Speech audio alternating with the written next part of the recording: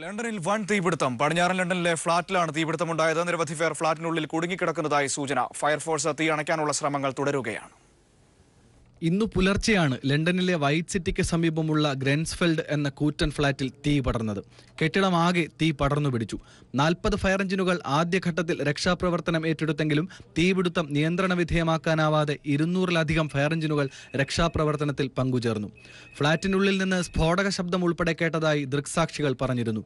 കെട്ടിടത്തിന്റെ വലുപ്പം കണക്കിലെടുത്ത് സമീപവാസികളെ ആകെ രക്ഷാപ്രവർത്തകർ സുരക്ഷിതരാക്കിക്കൊണ്ടിരിക്കുകയാണ്. തീപിടുത്തത്തിന്റെ കാരണം ഇനിയും വ്യക്തമല്ല. 27 നിലയുള്ള ഈ കെട്ടിടം പൂർണ്ണമായി തകർന്നു വീഴാനുള്ള സാധ്യതകൾ പോലും തള്ളിക്കളയാനാവില്ല എന്ന വാർത്തകൾ പുറത്തുവരുന്നുണ്ട്. 140ഓളം ഫ്ളാറ്റുകളാണ് ഈ കെട്ടിട സമുച്ചയത്തിലുള്ളത്. International desk.